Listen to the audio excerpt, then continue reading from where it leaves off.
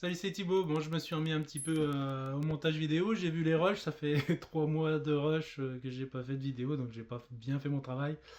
Donc voilà, je vais refaire une vidéo assez condensée sur la fin des modifications que j'ai fait sur le flipper, plus le vernis, voilà, le début du remontage. Normalement, à la fin, là, c'est terminé pour tous les éléments rajoutés sur le flipper et on va pouvoir commencer le câblage. Voilà, et donc remontage et le câblage.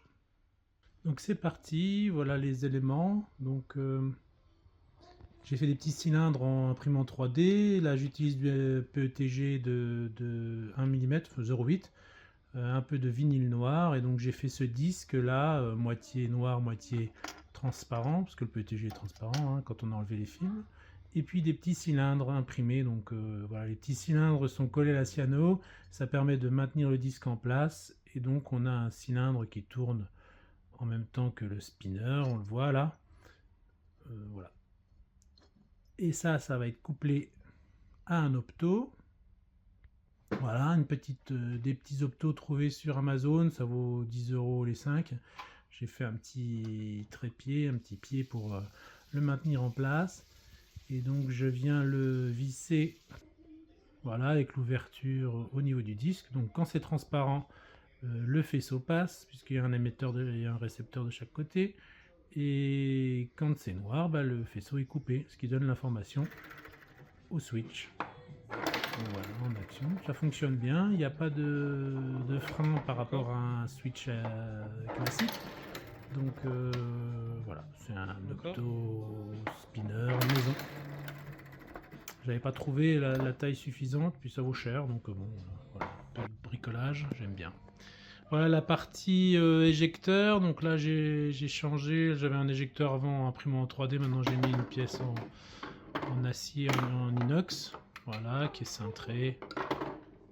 Ça fonctionne bien. Il faudra juste rajouter un cache pour éviter les retours de billes. Là maintenant je m'attaque au bouchage des trous. Donc pour ce faire je vais utiliser de la résine. Moi j'utilise la résine acrylique, alors c'est mieux de le faire avec de l'époxy, mais moi j'avais de l'acrylique facile d'accès. Donc voilà, donc je commence par boucher les trous avec du scotch, un bon scotch bien costaud, histoire de pas faire tout dégouliner. Donc on applique bien le scotch, on prend le temps.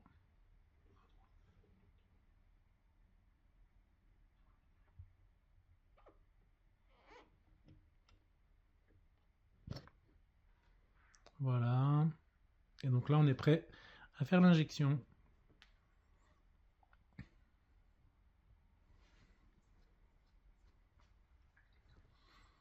Donc de la résine que j'ai teintée avec un peu de blanc et un tout petit peu d'un orange un peu beige pour salir un peu la couleur. Bon, en fait finalement ça ne sera pas vraiment nécessaire parce qu'après ça va être repeint, mais à l'époque c'était pas encore sûr. Donc voilà, j'utilise une seringue, c'est plus pratique pour éviter d'en foutre partout.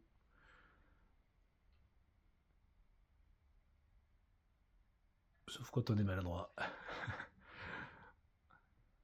Bon, ça va, de toute façon. Voilà. Mon plateau avait été verni avant, hein. C'est pour ça que j'ai fait 2 couches de vernis avant de faire toutes mes retouches, ce qui permet vraiment d'éviter les grosses bêtises quand on fait ce genre d'erreur. Bon, voilà, on nettoie tant que c'est frais, c'est plus simple. Alors, on s'applique un peu mieux pour les autres trous.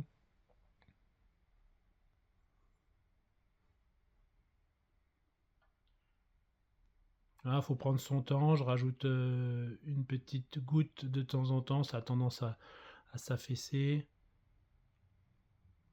Bon, là, le but, c'est vraiment de récupérer une planéité, de boucher les trous de façon costaud. Donc moi, l'acrylique, ça sèche en 1 heure à peu près, parce que je mets pas beaucoup de durcisseur exprès pour que... Parce que si on met trop de durcisseur avec de l'acrylique, ça a tendance à chauffer trop fort et après ça bulle. Donc voilà, je bouche les trous.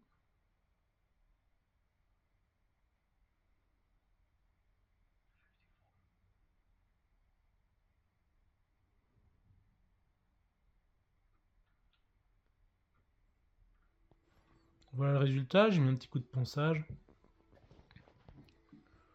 C'est plat, c'est suffisamment plat pour moi.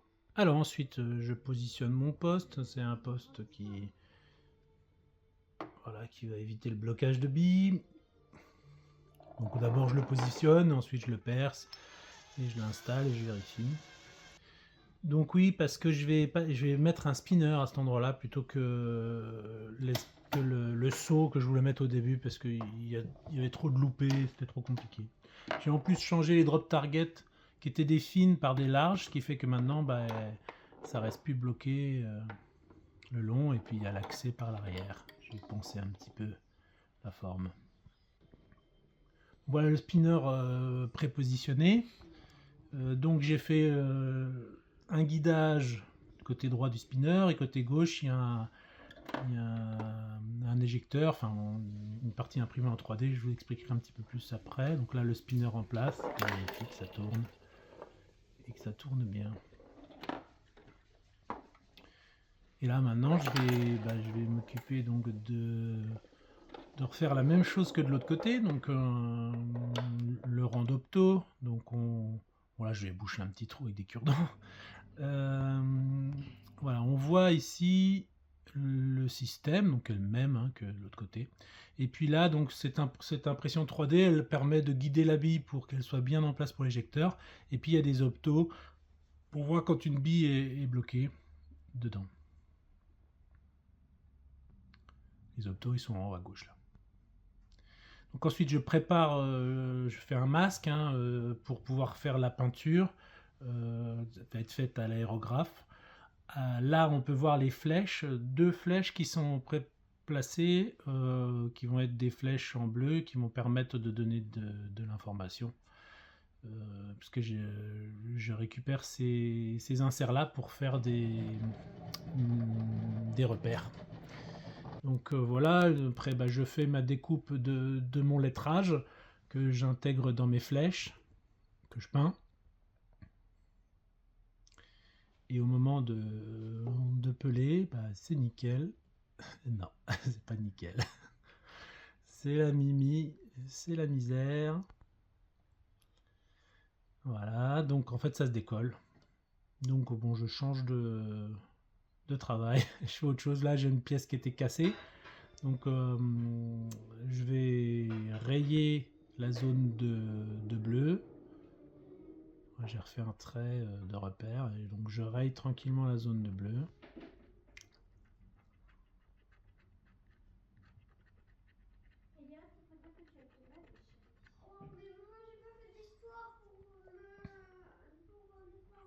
Et je fais un trait de noir donc avec un Posca et voilà, ça sauve pas mal le coup d'œil, c'est pas mal.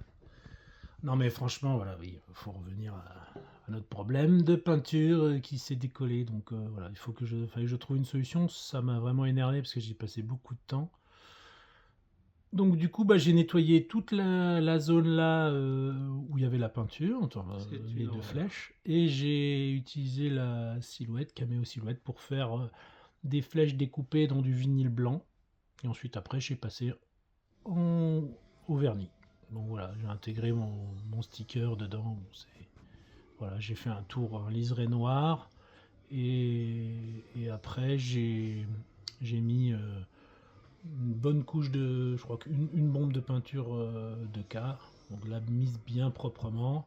Là on voit un petit peu les éléments que j'ai rajoutés.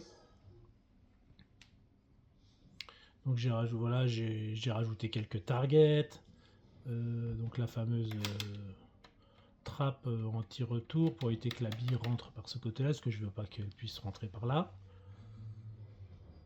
Voilà. Puis à gauche, on voit là des targets, donc voilà pour les tirs qui ont été rajoutés.